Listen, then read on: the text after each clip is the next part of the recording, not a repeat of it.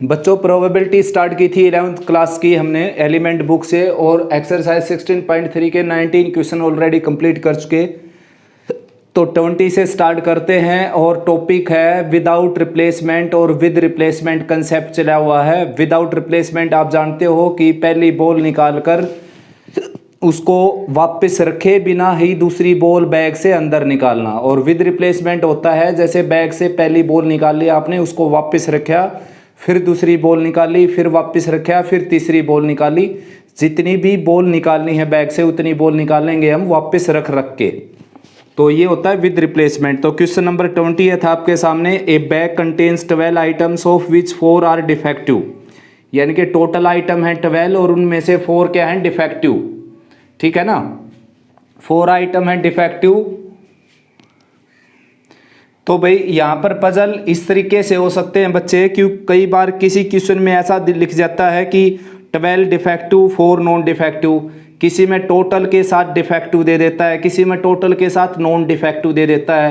Questions में है तो कुछ भी नहीं, लेकिन स्टेटमेंट में बच्चे जल्दबाजी जरूर करते हैं और ये क्वेश्चन गलत हो जाता है। तो आपने स्टेटमेंट को ध्यान से समझना है कि टोटल दे रखा है, डिफेक्टिव दे रखा है, नॉन डिफेक्टिव दे रखा है, ये अच्छे से समझना है। तो टोटल 12 दे रखा था, उसमें से 4 डिफेक्टिव दे रखा था, तो ये आंकड़ा मैंने अपने पास से लिखा है नॉन डिफेक्टिव, क्योंकि टोटल 12 है उसमें से 4 अगर डिफेक्टिव हैं तो 8 क्या हो जाएंगे नॉन डिफेक्टिव। तो उसने कहा कि 2 items are drawn at random, find the probability of getting no item defective, 1 item defective, both items defective. बिल्कुल सिंपल क्वेश्चन है। यहाँ पर लिखा हुआ है नीस ने कि विद और विदाउट कुछ भी नहीं लिखा है। देखो, a bag contains 12 items, 4 are defective, from this 2 items are drawn at random, find the probability of getting no item is defective. यानी कि ना तो इसने ये लिखा है कि विद रिप्लेसमेंट लगाओ, ना ये लिखा है कि विदाउट लगाओ, तो हम कौन सा लगाएंगे विदाउट रिप्लेसमेंट। उसका रीजन मैं बता दूंगा क्यों लगाएंगे। पहले स्टार्ट करते हैं question. No item is defective, तो प्रोबेबिलिटी निकालनी है नो आइटम इज डिफेक्टिव, एक भी आइटम डिफेक्टिव ना हो। तो भाई यानी कि क्या निकालना आपने नॉन डिफेक्टिव। तो नॉन डिफेक्टिव क्या है आपके पास 8, तो 8/12 आ जाएगा। फर्स्ट कार्ड निकालने चलेंगे तो आप 8/12। अब एक कार्ड इसमें से कम हो जाएगा तो कार्ड बच जाएंगे 11, और नॉन डिफेक्टिव भी कितना बच जाएगा 7। 8 थे, 8 में से एक बाहर जा चुका है तो 7 बच जाएगा, और 11 ये है ही टोटल। ये आंसर आ गया। कॉम्बिनेशन से करना चाहें तो कॉम्बिनेशन से ऐसे कर सकते हो। देखो 8 में से आपने 2 ड्रा कर दिए, यानी कि इन 8 में से आपने 2 लेने हैं, और टोटल जो नीचे आता है 12C2, 12 में से 2 ले दिए, तो सेम आंसर आ जाएगा कैलकुलेट करने के बाद।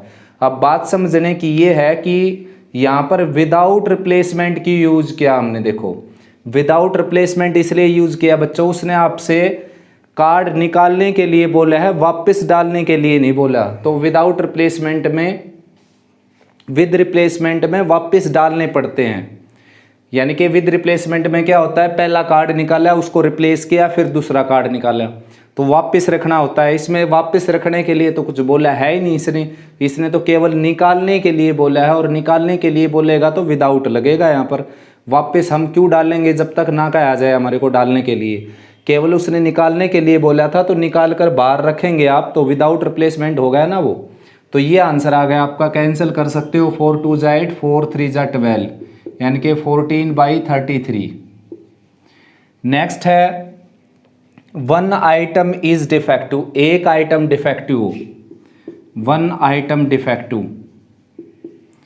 तो निकालने तो 2 हैं आपको, लेकिन उसमें से एक डिफेक्टिव का है उसने, तो डिफेक्टिव है 4/12 आ गया डिफेक्टिव निकालने का चांस। अब एक डिफेक्टिव कम हो गया इसमें से, टोटल जो थे 12, अब टोटल यहाँ पर हो गए 11। अब दूसरा कार्ड क्या निकालना आपने नॉन डिफेक्टिव, क्योंकि डिफेक्टिव एक ही पूछा गया है यहाँ पर। तो नॉन डिफेक्टिव हैं 8, और टोटल कितने हैं यहाँ पर 11, ये आ गया। अब इससे काम नहीं चलेगा बच्चों। इसमें क्या हो गया कि फर्स्ट कार्ड तो आपने कौन सा निकाल दिया, फर्स्ट डिफेक्टिव निकाल दिया, और सेकंड कौन सा निकाल दिया नॉन डिफेक्टिव। तो ये कोई ज़रूरी थोड़ी ना है कि अब जब आप 2 कार्ड निकालेंगे इसमें से विदाउट रिप्लेसमेंट से 1 by 1 करके, कि पहले आपके हाथ में डिफेक्टिव लगेगा, दूसरा आपके हाथ में नॉन डिफेक्टिव लगेगा। ऐसा भी तो हो सकता है कि पहला आपके हाथ में कौन लग जाए, नॉन डिफेक्टिव, और दूसरा कार्ड कौन लग जाए हाथ, डिफेक्टिव कार्ड। तो नॉन डिफेक्टिव के चांस कितने हो गए देखो निकलने के, 8/12, और डिफेक्टिव के चांस कितने हो गए, एक डिफेक्टिव, अब एक नॉन डिफेक्टिव कम हो गया इसमें से, अब डिफेक्टिव के चांस आ जाएंगे 4/11। देखो ये दोनों जो प्रोबेबिलिटी हैं ये वाली तो रिक्वायरमेंट को फुलफिल करती है। देखो रिक्वायरमेंट ये थी कि एक डिफेक्टिव निकले एक नॉन डिफेक्टिव निकले, तो इसमें देखो एक डिफेक्टिव निकाल रखा है एक नॉन डिफेक्टिव, ये भी यही शो करने लग रहा है कि एक नॉन डिफेक्टिव है एक डिफेक्टिव है, लेकिन डिफरेंस दोनों में क्या है, केवल प्लेस का। यहाँ पर पहली कार्ड जो निकला वो डिफेक्टिव निकला है, यहाँ पर दूसरा कार्ड डिफेक्टिव निकला नॉन डिफेक्टिव, यहाँ पर उल्टा है इसका, यानी कि यहाँ पर पहला कार्ड क्या निकला, नॉन डिफेक्टिव, और दूसरा कार्ड क्या निकला, डिफेक्टिव, ये है केवल। तो भाई अब आंसर ये दें या ये दें, तो आपने क्या करना पड़ेगा, टोटल प्रोबेबिलिटी करके देना पड़ेगा आंसर को प्लस करके, कि भाई एक डिफेक्टिव और एक नॉन डिफेक्टिव निकलने के ज़्यादा से ज़्यादा चांस इतने हैं। जैसे आपसे कोई पूछता है कि आप किसी एग्जाम, इस एग्ज़ाम को क्वालिफाई करने के आपके कितने चांस हैं, तो आप ज़्यादा से ज़्यादा चांस बताते हैं ना उसको, कम से कम या मिड के चांस नहीं बताए जाते, चांस बताए जाते ज़्यादा से ज़्यादा। तो ज़्यादा से ज़्यादा में प्लस करना पड़ता है इनको, या तो ऐसा होगा या ऐसा होगा, तो दोनों को ऐड करके दे दिया कि भाई एक डिफेक्टिव एक नॉन डिफेक्टिव आने के ज़्यादा से ज़्यादा चांस ये हो गए। कैलकुलेट आगे कर सकते हो, आराम से आंसर आ जाएगा आपका। अगर आप यहाँ पर कॉम्बिनेशन का यूज करते तो ये प्लस की नौबत नहीं आती, यहाँ पर जो प्लेस के लिए जो केस बनाते हैं हम वो नहीं बनाने पड़ते, यहाँ पर प्लेस के लिए ही केस बने हैं अपने दो। देखो पहली डिफेक्टिव दूसरी नॉन डिफेक्टिव, या पहली नॉन डिफेक्टिव दूसरी डिफेक्टिव, पहली दूसरी का खेल है यहाँ पर, उसके कारण केस बना है ये। अगर आप कॉम्बिनेशन से करते तो ऐसा नहीं होता। देखो कॉम्बिनेशन से क्या करना था, हमने एक डिफेक्टिव लेनी थी एक नॉन डिफेक्टिव, तो 4C1 8C1, डिफेक्टिव में से एक ले लिया, नॉन डिफेक्टिव में से एक ले लिया, और टोटल में से 2 ले लिया। सोल्व करेंगे कैलकुलेट करेंगे तो यही आंसर आ जाएगा जो इनसे आंसर आएगा, ठीक है ना, बिल्कुल सेम टू सेम यही आंसर आ जाना है। तो मैंने बताया आपको कि कॉम्बिनेशन यूज कहाँ करना है, विदाउट रिप्लेसमेंट का क्वेश्चन हो और प्लेस ना दे रखे हो। ये क्वेश्चन ऐसे भी पूछा जा सकता था कि पहली बॉल डिफेक्टिव, पहली कार्ड डिफेक्टिव निकले दूसरा कार्ड नॉन डिफेक्टिव निकले, तो ये आंसर हो जाता है इसका। अगर स्टेटमेंट में लिखा होता है कि पहला डिफेक्टिव निकालो दूसरा नॉन डिफेक्टिव निकालो, ये आंसर हो जाता। अगर पूछ लेता स्टेटमेंट में कि पहला नॉन डिफेक्टिव निकालो दूसरा डिफेक्टिव निकालो, तो ये आंसर हो जाता। लेकिन यहाँ पर प्लेस का कुछ बताया नहीं उसने, तो इसलिए प्लेस के केस बनाने पड़ेंगे आपको यहाँ पर। थर्ड पार्ट है बोथ आइटम्स डिफेक्टिव, दोनों के दोनों आइटम क्या हों, डिफेक्टिव हों। कॉम्बिनेशन से भी कर सकते हो सीधा भी कर सकते हो। देखो पहला डिफेक्टिव उसके चांस ये हो गए, अब एक डिफेक्टिव कम हो गया उसके चांस ये हो गए। अब आप यहाँ पर कहेंगे कि यहाँ पर प्लेस के केस क्यों नहीं बनाया आपने कि पहला दूसरा दूसरा पहला, यहाँ पर तो दोनों बारी में सेम कार्ड निकाला गया डिफेक्टिव डिफेक्टिव। प्लेस अगर आपको इसको यहाँ लिखेंगे इसको यहाँ लिखेंगे तो बात तो वही होगी ना, पहला भी डिफेक्टिव दूसरा भी डिफेक्टिव। इसमें प्लेस के केस इसलिए बने थे कि पहला डिफेक्टिव दूसरा नॉन डिफेक्टिव, तो ऐसा भी हो सकता है पहला नॉन डिफेक्टिव दूसरा डिफेक्टिव, तो इसमें तो प्लेस के केस बनेंगे नहीं और ना ही इसमें बनेंगे। लेकिन फिर भी इसको कॉम्बिनेशन से और इसको भी कॉम्बिनेशन से किया जा सकता है। 4 3 जा 12 1/11 आंसर आ जाएगा इसका। तो 21st क्वेश्चन है बच्चों कि there are total 50 playing cards, out of total 52 playing cards 4 cards are drawn and find the probability that all cards have the same number, यानी कि सभी कार्ड के ऊपर सेम नंबर हो, चारों कार्ड के ऊपर सेम नंबर हो भाई, ठीक है ना। तो देखो नंबर क्या है कि आप नंबर जानते हो अच्छे से कि जैसे सभी के ऊपर 2 लिखा हुआ हो, या सभी के ऊपर 4 लिखा हुआ हो, या सभी के ऊपर 5 लिखा हुआ, इस तरीके से ये इस तरीके से नंबर आ जाए। तो मैंने मान लिया कि मैंने कार्ड निकाल दिया, कार्ड हैविंग डिजिट 2, ऐसा कार्ड निकाल दिया जिसके ऊपर कार्ड 3 लिख रखा हो, 3, ठीक है ना, सभी कार्ड के ऊपर 3 लिख रखा है। तो कितने कार्ड निकालने हैं आपने, 4 निकालने हैं।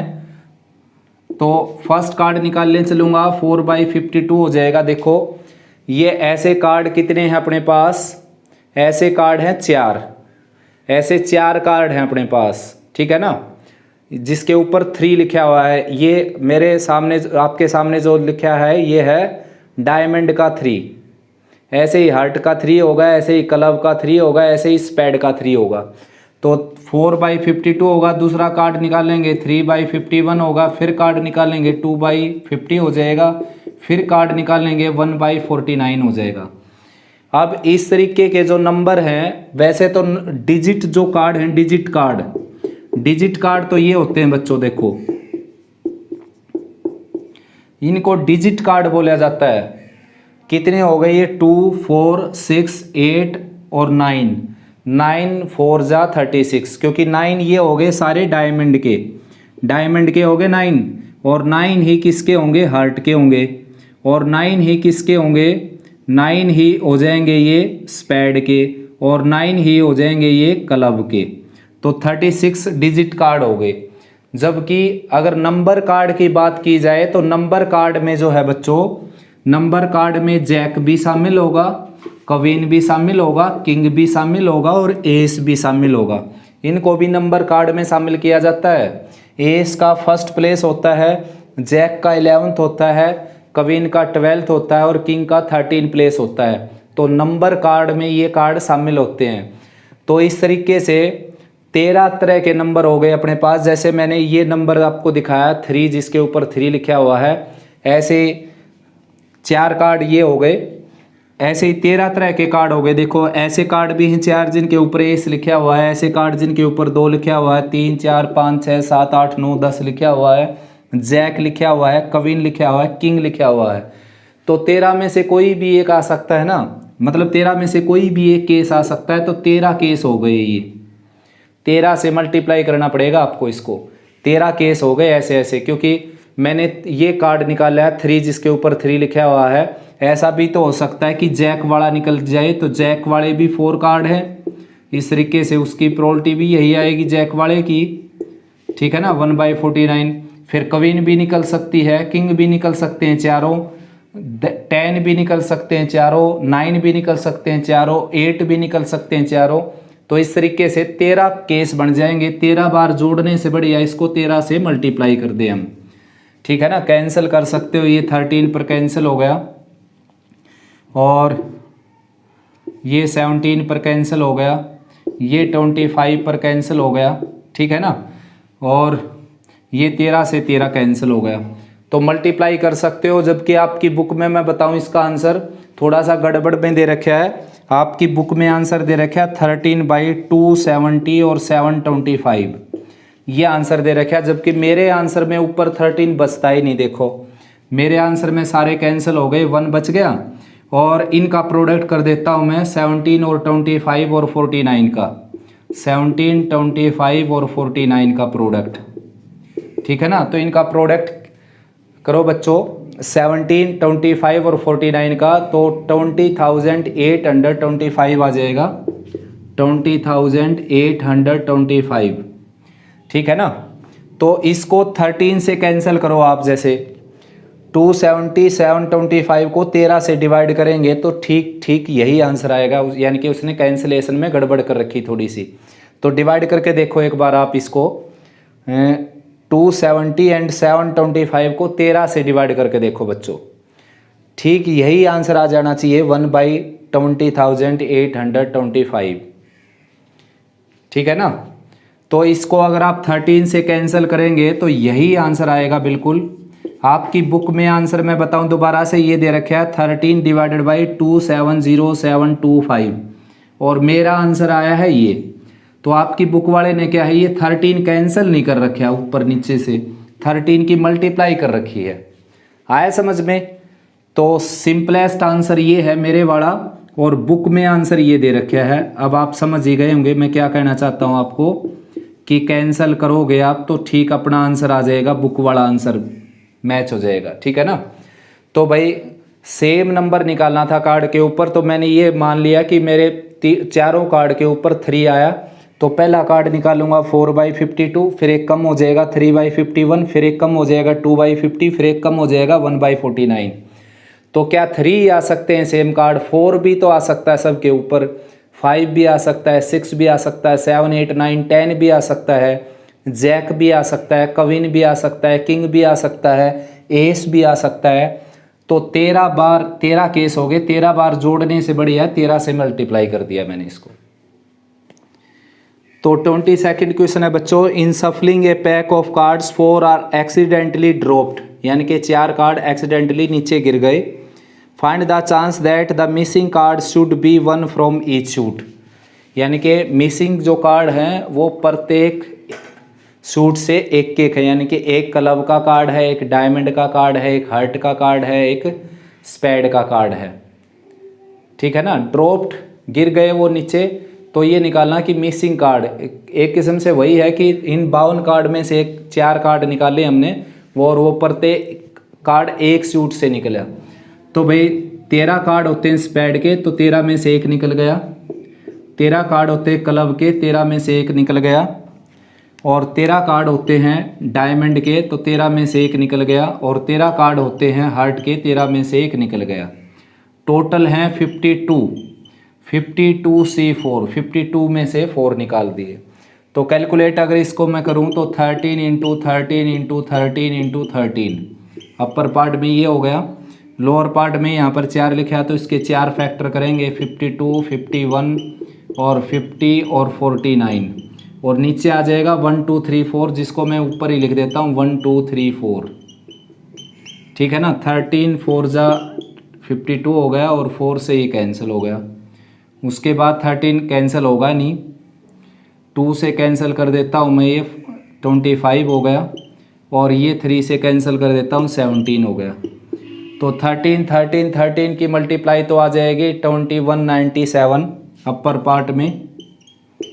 ठीक है ना, 13 × 13 169 होता है। लोअर पार्ट की मल्टीप्लाई बचती है अभी, तो 13 × 13 क्या होता है 169, और 169 की 13 से और मल्टीप्लाई कर देंगे तो ये आ जाएगा 2197। लोअर पार्ट में क्या आपके पास 17, 25 और 49, 17, 25 और 49 का प्रोडक्ट आ जाएगा बच्चों 20 और 8 25। ठीक है ना, तो आंसर एक बार चेक कर लेते हैं बुक वाला। क्वेश्चन नंबर था ये 22nd। तो ठीक है भाई बच्चों, सेम टू सेम है आंसर। तो क्या था इसमें कि 4 कार्ड निकालने थे, और प्रत्येक कार्ड यानी कि हर कोई कार्ड एक सूट से एक कार्ड निकले, यानी कि एक स्पैड का कार्ड निकल गया, जैसे एक स्पैड से निकल गया, एक क्लब से निकल गया, एक डायमंड से निकल गया, एक हार्ट से निकल गया। ठीक है ना, यानी कि प्रत्येक सूट से एक के कार्ड निकाल दिया। 23rd है, if from A lottery of 30 tickets marked from 1 to 30, यानी कि 30 टिकट हैं लॉटरी की, उनके ऊपर 1 से लेकर 30 तक मार्क किया गया है। 4 टिकट्स आर ड्रॉन, 4 टिकट निकालने इसमें से। What is a chance that those marked 29 and 30 are amongst them, यानी कि उन 4 टिकट में से 2 टिकट के ऊपर 29 और 30 लिखा गया हो। तो सीधी सिंपल सी बात है कि 30 टिकट में से 4 टिकट निकालनी है, और 2 टिकट ये निकले, तो 2 में से ये 2 आ गई, 29 और 30 2 टिकट हैं, तो 2 में से 2 आ गई। बच गई टिकट अपने पास कितनी यहाँ पर 28, क्योंकि 2 टिकट में से ये निकाल ली हमने 2 टिकट, तो 20 बची हुई 28 में से कोई 2 टिकट निकालेंगे, और टोटल टिकट हैं 30, तो 30 में से 4 निकालेंगे। ठीक है ना, यहाँ पर प्लेस के केस बनाने नहीं पड़ेंगे क्योंकि मैंने कॉम्बिनेशन यूज़ कर लिया। 2C2 होता है 1, और 28C2 आ जाएगा 28 × 27 1 × 2। लोअर पार्ट में आ जाएगा 30, 29 और 28 और 27, केवल प्रोडक्ट करना पड़ेगा ये आपको, और कुछ नहीं है इस क्वेश्चन में। 1 2 3 4 ये कैंसिल हो गया, और 28 से 28 कैंसिल हो गया, 27 से 27 कैंसिल हो गया, 1/1 तो अपर पार्ट में आ गया, और ये है 1 2 3 4 है बच्चों ये। तो 3 4 अपर पार्ट में चला जाएगा और लोअर पार्ट में आ जाएगा 30 29। तो ये कैंसिल हो गया आपका यहाँ पर 2 पर कैंसिल हो गया ये 15, ठीक है ना। 2 2 2 जा 4 और 2 15 जा 30 और ये 3 पर कैंसिल हो गया। तो आंसर आ जाएगा आपका 2/5 9 जा 45 और 5 2 जा 10 + 4 14 यानी कि 2/145। तो बच्चों क्वेश्चन ये था कि 30 टिकट्स थी लॉटरी की और उनके ऊपर 1 से लेकर 30 तक मार्क किया गया था। उसमें से 4 टिकट ड्रा करनी है आपने और 2 टिकट उनमें से 29 और 30 वाली निकल जाएं। तो कुल मिलाकर ऐसा इक्वेशन हो गया जैसे कि रेड बॉल हो आपके पास 2 और ब्लैक बॉल हो आपके पास 28, ठीक है ना। और टोटल बॉल कितनी हो गई 30।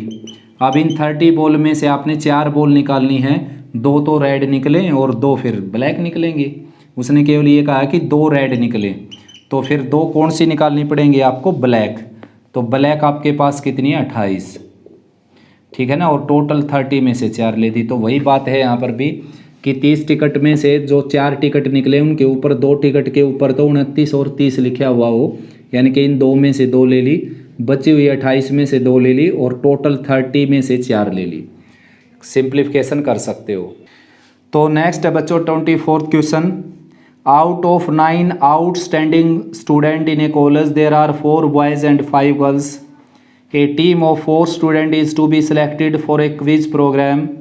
Find the probability that 2 are girls and 2 are boys. बिल्कुल सिंपल क्वेश्चन है कि भाई 2 लड़के सेलेक्ट करने हैं, 2 लड़कियां सेलेक्ट करनी है और टोटल 4 बच्चे सेलेक्ट करने हैं। तो 4 बॉयज़ में से 2 बॉयज़ सेलेक्ट कर लिए हमने और 5 गर्ल्स में से 2 गर्ल्स सेलेक्ट कर ली और टोटल 9 में से 4 स्टूडेंट सेलेक्ट कर लिए। बिल्कुल सिंपल क्वेश्चन है, कॉम्बिनेशन से करेंगे क्योंकि प्लेस नहीं बनाने पड़ेंगे आपको, वरना अगर आप सीधा करोगे तो देखो 4 लड़कों में से 1 लड़का सेलेक्ट करने के चांस ये हो गए, फिर 1 लड़का सेलेक्ट करने के चांस ये हो गए और फिर 5 लड़कियों में से 1 लड़की के चांस ये हो गए सेलेक्ट होने के और 1 लड़की कम हो गई तो 4 में से चांस ये हो गए। अब ये है बॉयज़ बॉयज़ गर्ल्स और गर्ल्स। अब देखो यहाँ पर बहुत सारे केस बनेंगे भाई बच्चों, ठीक है ना। ये यहाँ ये इस प्लेस पर बॉय सेलेक्ट हो जाए, इस प्लेस पर सेलेक्ट हो जाए, इस पर सेलेक्ट हो जाए, इस पर सेलेक्ट हो जाए, तो उस केस से बचने के लिए क्या यूज़ करेंगे, कॉम्बिनेशन का। तो कॉम्बिनेशन से करो। इस तरह का क्वेश्चन विदाउट रिप्लेसमेंट का है ही। 4 बॉयज़ में से 2 बॉयज़ सेलेक्ट कर लिए, 5 गर्ल्स में से 2 गर्ल्स सेलेक्ट कर ली, टोटल 9 में से 4 सेलेक्ट कर लिए। तो 4C2 आ जाएगा 4 × 3 और 1 × 2। 5C2 आ जाएगा 5 × 4 1 × 2। नीचे है 9C4, 9C4 आ जाएगा 9 8 7 और 6 डिवाइडेड बाई 1 2 3 4। कैंसिलेशन कर सकते हो, ये इससे कैंसिल हो गया और ये इससे कैंसिल हो गया। अपर पार्ट में आ गया 2 × 3 और 5 × 2 और इसके लोअर पार्ट में ये है देखो 9 8 7 6 और ये जो लोअर पार्ट है ये अपर पार्ट में पहुंच जाएगा 1 2 3 4। अब कैंसिल कर देते हैं। 4 2 जा 8 ये कैंसिल हो गया और 3 2 जा 6 ये कैंसिल हो गया। तो अपर पार्ट में बच गया आपके पास। तो थोड़ा सा चेक करने की ज़रूरत पड़ गई भाई क्वेश्चन को। 9C4 था 9 8 7 6 और यहाँ पर था 4C2। तो 4C2 हो गया 4 × 3 1 × 2 और ये हो गया 5 × 4 1 × 2 और लोअर पार्ट में आ गया 9 8 7 6 और नीचे आ गया 1 2 3 4, ठीक है ना। तो अपर पार्ट तो ये एज इट इज़ 4 3 5 4 और लोअर पार्ट में है यहाँ पर 1 2 1 2 1 2 × 1 2। तो ये जो है ये अपर पार्ट में चला जाएगा 1 2 3 4 और लोअर पार्ट में बच जाएगा 9 8 7 6 9 8 7 6 और अब इसको कैंसिल कर देते हैं हम। तो 2 से 2 कैंसिल हो गया और ये 2 इस 2 से कैंसिल हो गया, ठीक है ना। ये 6 इस 6 से कैंसिल हो गया। उसके बाद 4 2 जा 8 हो गया ये और 3 3 जा 9 हो गया और ये 2 2 जा 4 हो गया। तो अपर पार्ट में बच गया 10 और लोअर पार्ट में बच गया 21। तो 10/21 आंसर आ जाएगा। यहाँ से भी वही आंसर आने वाला था। देखो ये इससे कैंसिल हो गया, 3 3 जा 9, ऊपर हो गया 10 और नीचे हो गया 21, 10/21।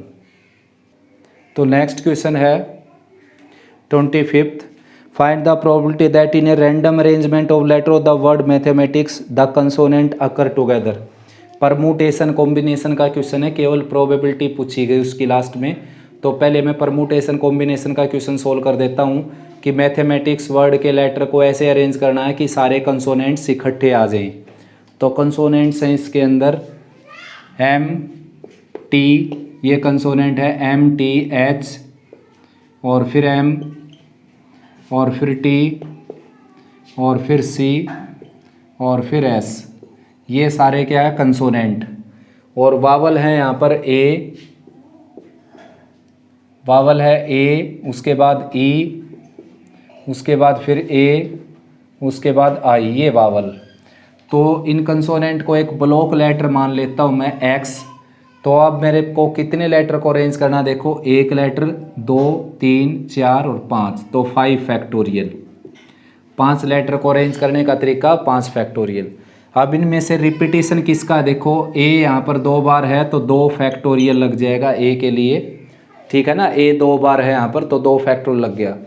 अब देखो ये भले ही एक लेटर रहेगा, इकट्ठा रहेगा, लेकिन इनके बीच में एक लेटर बनकर कभी यहाँ आएगा, कभी यहाँ आएगा, कभी यहाँ पर, कभी यहाँ पर, यानी कि एक लेटर बनकर मूव करेगा इनके बीच में। लेकिन इसके आपस में तो अरेंजमेंट हो सकते हैं ना। जैसे इतने अरेंजमेंट तो ये हो गए जब ऐसे लिखा होगा ये। अब S को यहाँ बदल दूँ, M को यहाँ बदल दूँ, तो इतने फिर अरेंजमेंट हो जाएंगे ये इसके। फिर मैं T को यहाँ बदल दूँ, C को यहाँ पर बदल दूँ, इतने फिर अरेंजमेंट हो जाएंगे इसके। यानी कि कुल मिलाकर कितने गुना हो जाएंगे, जितने इसके अरेंजमेंट होंगे खुद के अपने आप में। तो 2 4 6 7, तो इसके अरेंजमेंट हो गए अपने आप में 7 फैक्टोरियल। रिपीटेशन से डिवाइड कर देता हूँ, M 2 बार, T 2 बार। तो ये आंसर आ गया परमुटेशन कॉम्बिनेशन का, जिसमें आपसे पूछा गया है कि find the number of arrangement in which letter of the word mathematics arrange so that consonants occur together, जिसमें सारे कंसोनेंट इकट्ठे आ जाएं। अब इसी की अगर प्रोबेबिलिटी पूछ ली जाए, प्रोबेबिलिटी निकाल लो इसकी, तो टोटल अरेंजमेंट क्या है, देखो मैथमेटिक्स वर्ड में कितने लेटर हैं, 11 लेटर, तो 11 फैक्टोरियल टोटल अरेंजमेंट हो गया ये। और नीचे आ जाएगा रिपीटेशन, जिसमें A 2 बार है, M 2 बार है, और उसके बाद है A 2 बार, M 2 बार और T 2 बार, 2 फैक्टोरियल। तो बच्चों ये कैंसिल हो जाएंगे इससे, देखो ये कैंसिल हो गए। अपर पार्ट में बच गया 7 फैक्टोरियल इंटू 5 फैक्टोरियल, और लोअर पार्ट में बच गया 11 फैक्टोरियल। तो आपने इसको सोल्व कर लेना है। 7 factorial as it is, 5 factorial होता है 120, ठीक है ना। 4 फैक्टोरियल होता है 24, 5 से और मल्टीप्लाई करेंगे 120 हो जाएगा। 11 फैक्टोरियल को ब्रेक कर देना है, 11 10 और 9 और 8 और 7 फैक्टोरियल, ये कैंसिल कर देना है। चाहे तो आप फ्रैक्शन में आंसर दे सकते हैं, या फिर इसका आंसर ये आ जाएगा, ये आंसर दे सकते हैं आप कैंसिल करके, या फिर सीधा फ्रैक्शन में छोड़ सकते हैं। देखो ये इससे कैंसिल हो गया, और ये 4 2 जा 8, 4 3 जा 12 हो गया, 3 3 जा 9 हो गया। तो आंसर आ जाएगा 1/3 इंटू 6 और इंटू 11, यानी कि 1/66। एक बार दोबारा चेक कर लेता हूँ मैं।